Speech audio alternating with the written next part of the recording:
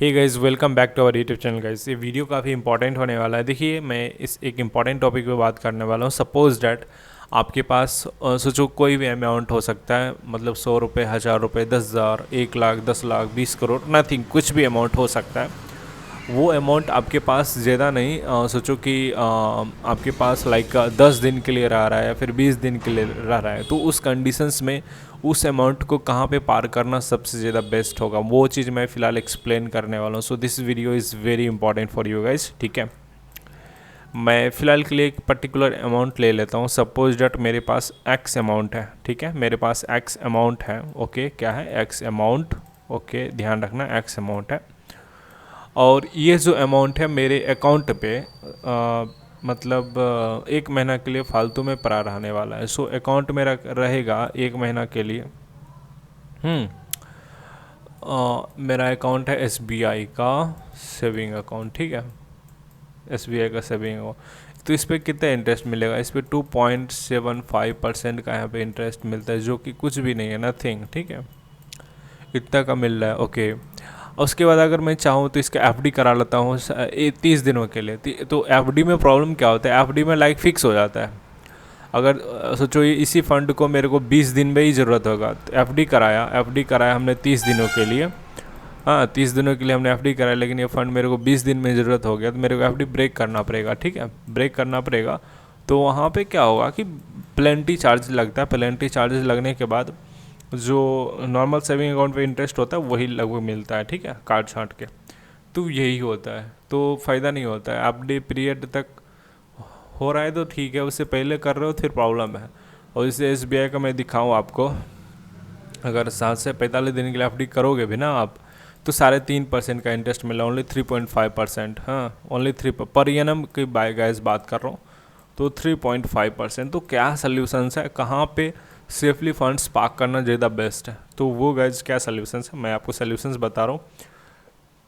वो गाइस यहाँ पे SBI का एक फंड्स है, मैं आपको बता रहा हूँ। This is SBI liquid funds. आप उसके लिए कहाँ आएंगे, कैसे होगा?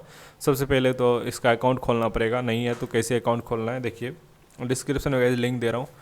यहाँ पे देखिए ये URL टाइप करना पड़ेगा, bestdemat.com//blue। इसका लिंक आपको डिस्क्रिप्शन में और पिन कमेंट में फिलहाल दे रहा हूँ। इस लिंक पे आपको सिंपली क्लिक करना है। ठीक है, और यहाँ पे आने के बाद यहाँ पे आपको अकाउंट खोलना पड़ेगा। मोबाइल नंबर, बैंक डिटेल्स, ये सारे डिटेल फिल करने के बाद आपको यहाँ पे डीमैट एंड ट्रेडिंग अकाउंट खुल जाएगा, और यहाँ से ट्रेड, इन्वेस्ट सब कुछ कर सकते हैं। तो यहाँ से आपको राइज पोर्टल पे लॉगिन करना पड़ेगा, वो सारी चीज़ें आपको पता चल जाएगा।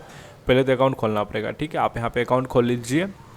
उसके बाद यहाँ पे इस प्लेटफॉर्म पे जैसे आएंगे लेस ब्लू का राइज पोर्टल पे, तो आप यहाँ पे लाइक जैसे कि फ़िलहाल मैं आपको सबसे बेस्ट बता रहा हूँ, SBI का लिक्विड फंड आप यहाँ पे सेलेक्ट करेंगे। ठीक है, डायरेक्ट फंड यहाँ पे आपको सेलेक्ट करना है। इस फंड्स में आप एक्स्ट्रा पार्क कर सकते हैं। इसका फ़ायदा क्या है गाइस?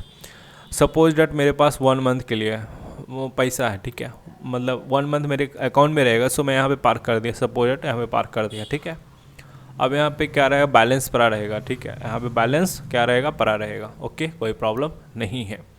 तो ये क्या होगा कि अगर मैं 1 मंथ के लिए डाल रहा हूँ तो 20 दिन में मेरे को ज़रूरत है, तो 20 दिन में इसको मैं इंस्टेंट विड्रॉल कर सकता हूँ। यस गाइस, ये फीचर्स यहाँ पे देखने को मिलता है।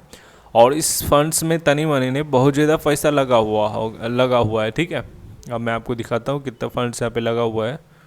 इसमें लगभग 1 लाख करोड़ के समथिंग इसमें फंड्स गाइस यहाँ पे लगा हुआ है। ठीक है, यहाँ पे आई थिंक दिखा नहीं रहा है, लेकिन ये इसका दिख जाएगा। मैं आपको दिखाता हूँ कहीं दूसरे साइट्स पे। SBI लिक्विड फंड्स मैं आपको दिखाता हूँ, ये क्यों इम्पॉर्टेंट है।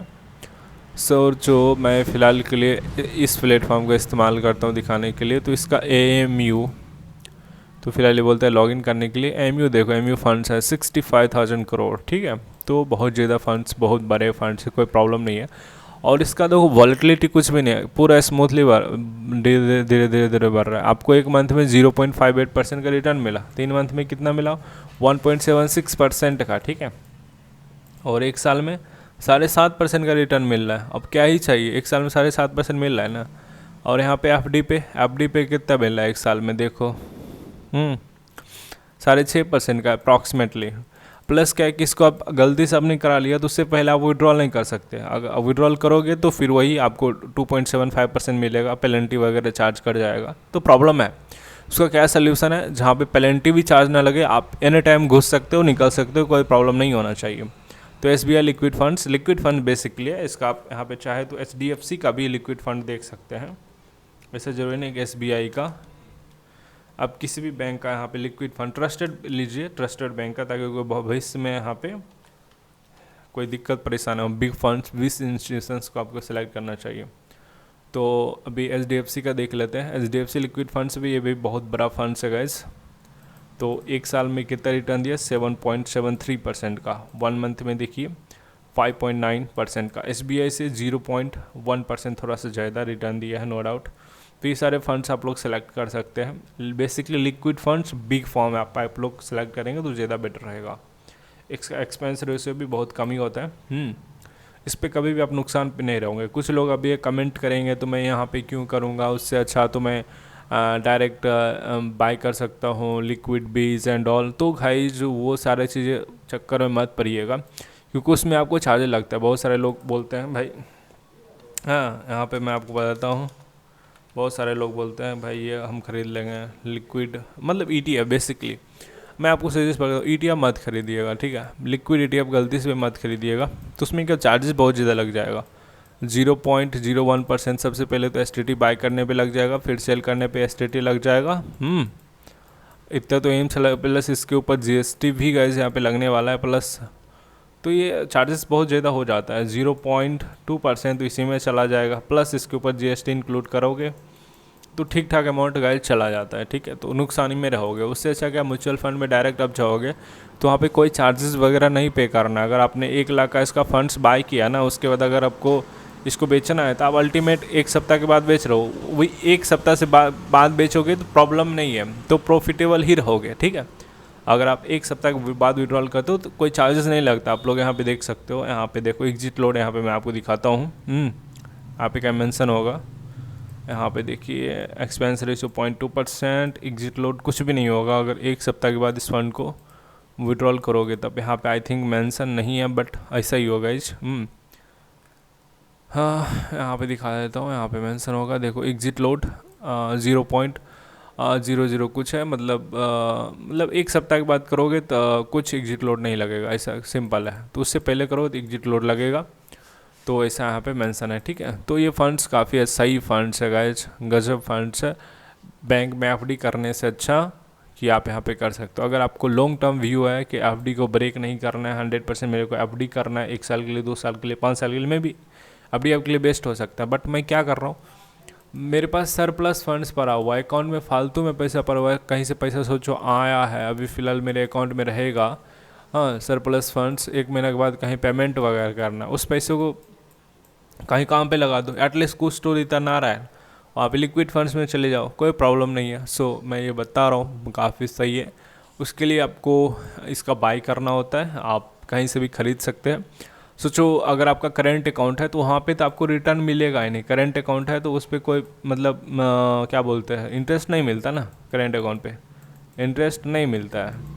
तो लेकिन आपके पास डीमैट ट्रेडिंग अकाउंट है तो वहाँ पे जाओ, आप करंट अकाउंट आपका यहाँ पे लिंक रहेगा, वहाँ पे जाके आप नेट बैंकिंग UPI से direct HDFC liquid funds, SBI liquid funds, या फिर बहुत सारा बैंक का है, आप लाइक एक्सिस का भी बाय कर सकते हो। एक्सिस लिक्विड फंड्स किसी का भी आप यहाँ पे उठा सकते हो, कोई प्रॉब्लम नहीं है। इसको जब चाहे आप बेच सकते हो।